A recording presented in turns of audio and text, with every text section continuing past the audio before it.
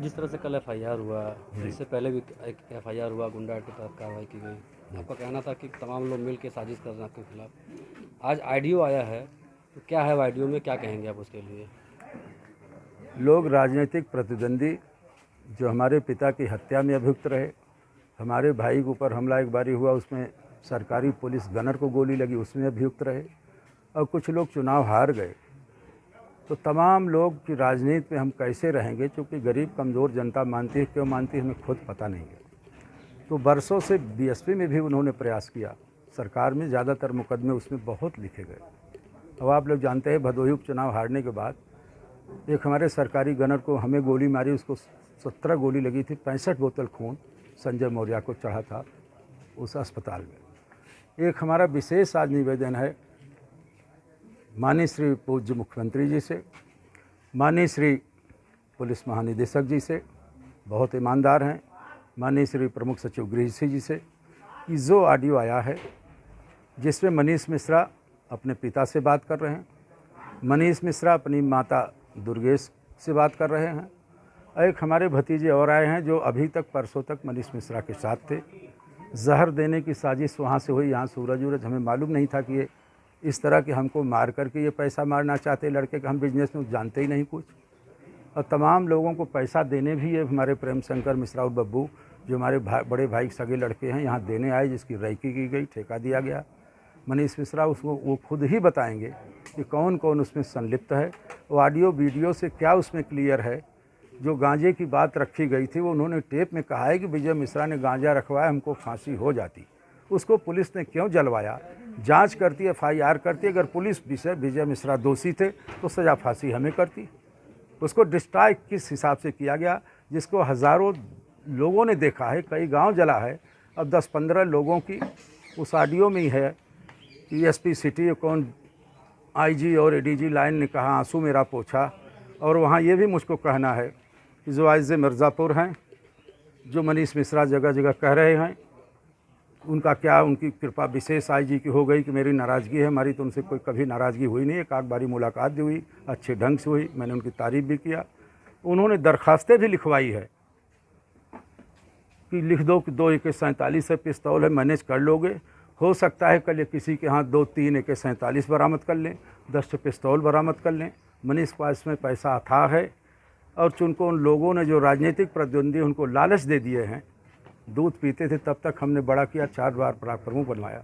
कोई शायद बाप अपने को न बनवाया होगा कि आज डीग के ब्लॉक प्रमुख हैं, कल ज्ञानपुर को हो गए। ऐसा विश्व में कहीं नहीं हुआ, देश में तो हुआ ही नहीं। अब उनको लालच है कि मर जाएंगे तो ठेका हमें मिल जाएगा, और राजनीतिक प्रतिद्वंदी को नहीं समझ पा रहे हैं। और उनके अगर मोबाइल फ़ोन चेक किए जाएँ, जो कि आपने ऑडियो देखा, मैं चाहता हूँ कि उनकी बात, उन मनीष मिश्रा को उनके पिता की बात, उनकी बात, उनकी माता की बात सरकार या एसपी या डीएम चेक कराएं, जांच कराएं।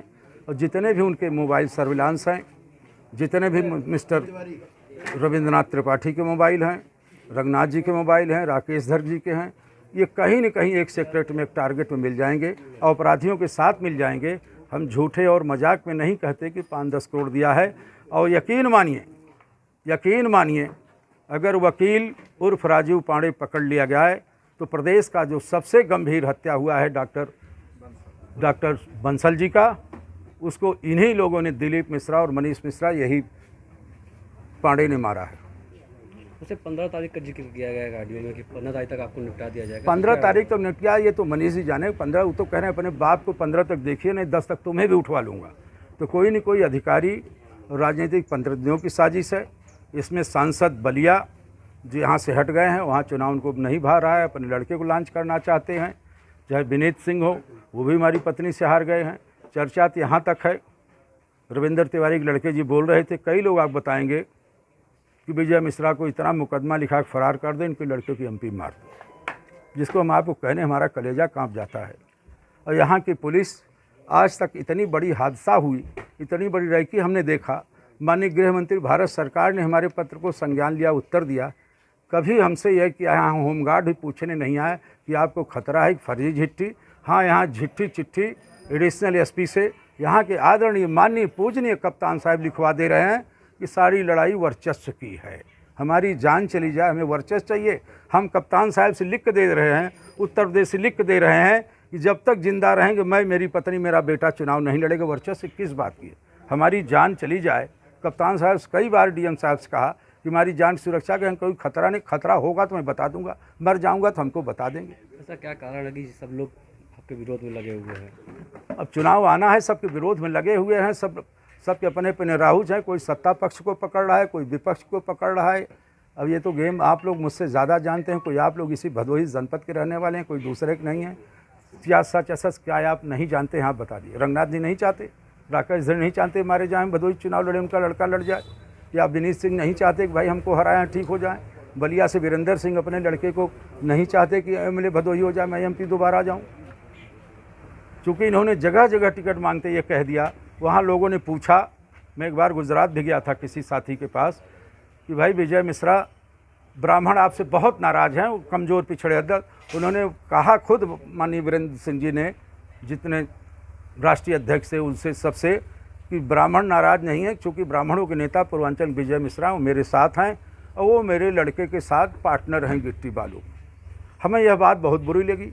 चाहे जो भी नेता हो, अध्यक्ष जी के साथ मैं मुलाकात, माननीय राष्ट्रीय अध्यक्ष श्री अमित शाह साहब थे, उनसे मुलाकात नहीं हुई, लेकिन जो नीचे के नेता थे, नीचे का स्तर थे या और दूसरे प्रकार के नेता थे, मैंने उनसे लिख दिया कि मैं माननीय वीरेंद्र सिंह जी का, उनके लड़के का किसी तरह जो बालू में लूटपाट हुई, गोली चली, यहाँ कमीशन लिया गया, पैसा में स्कूलों में लिया गया, जो भ्रष्टाचार फैला, मैं किसी में उनके शामिल पाप में नहीं हूँ।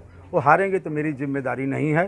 और दूसरा चीज़ ये, जो एबीपी ने सर्वे किया, हमने बीजेपी में अभी हम है नहीं, हम तो सहायक दल के नेता हैं, उनकी सहायता किया। चाहे राष्ट्रपति के चुनाव में हो, माननीय श्री मुख्यमंत्री जी के कहने पर राज्यसभा में वोट दिया, उनसे हम विशेष सुरक्षा मांगे थे जान की, उन्होंने वादा भी किया था। और तीसरा, जब ये एमपी का चुनाव आया, माननीय मुख्यमंत्री जी ने, माननीय दिनेश शर्मा जी ने, माननीय महेंद्र पांडे जी ने कई बार हर घंटे फ़ोन करते थे, और यहाँ तक कि विष्णु मिश्रा को उन्होंने बुलाया था, हंडिया पहुँचे, कई लोग मंच से संकोची नहीं गए। उन्होंने कहा विजय मिश्रा का बेटा मंच पर आया हुआ है। हमारी जहाँ जिस राजनीति करना है नहीं करना है, ये आखिरी चीज़ है। दोनों दल के चाहने से चाह, हम बीजेपी में बहुत जाने के लिए इच्छुक नहीं है।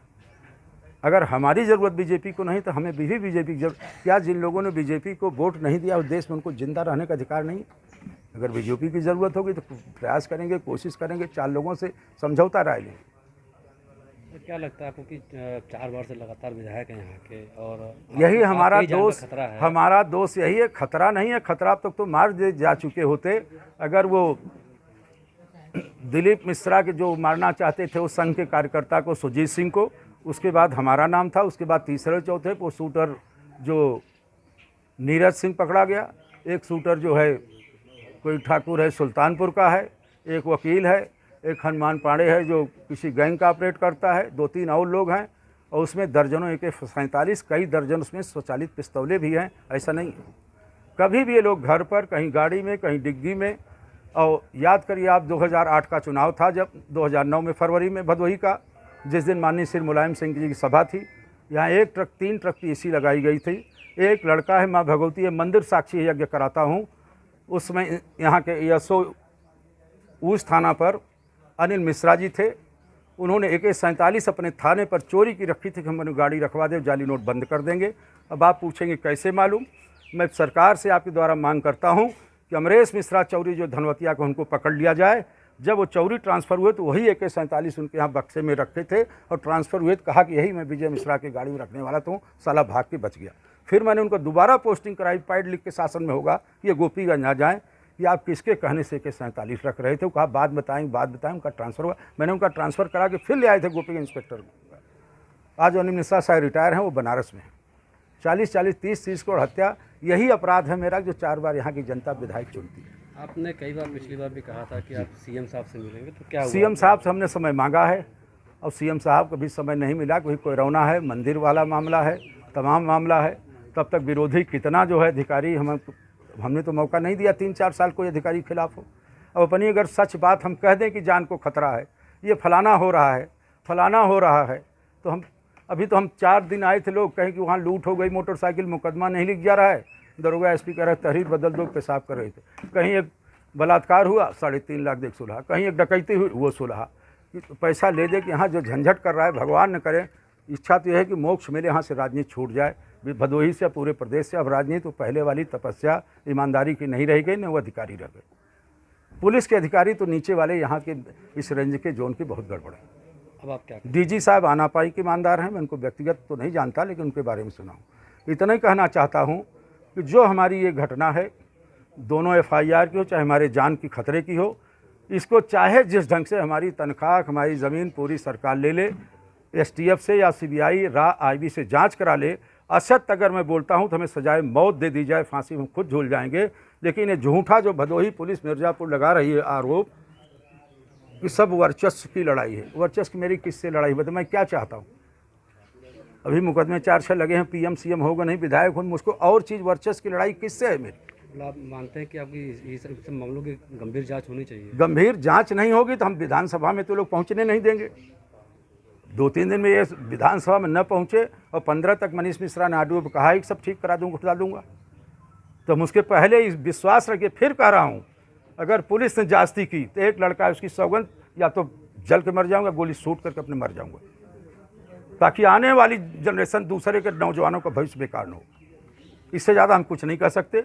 एक हमारे भतीजे आए हैं प्रेम शंकर, जो परसों नरसों तो बब्बू और दिलीप साथ थे, उनसे आप खुद पूछ लिए, डेट शायद न मालूम हो, क्या क्या हमारे साथ जहर देने की घटना इन लोगों ने की है, जिसमें राजीत राम प्रमुख जी इधर आइए, यही प्रमुख जी चाट लेने वाले थे। हमारे कमरे में इन्होंने फ़ोन किया और यह बात नैनी कैसे चली गई दिलीप घर लवाइन कला, और फिर वो आई चाट लेने। चाट आप ले के आए थे? कौन कमरे में ले गया चाट लगाने? तब से सूरज की राजू, वही राजू उनकी लड़की चाट ले आए थे, लगाने लगे, कहना बाहर चलिए चाट लगा रहा हूँ। तब अगर वहाँ बुल्लारी शुक्ला न पहुँचे तो तब 3 महीना पहले हमारा काम खत्म हो चुका। राम नाम सत्य हो गई, किसी को पता भी नहीं।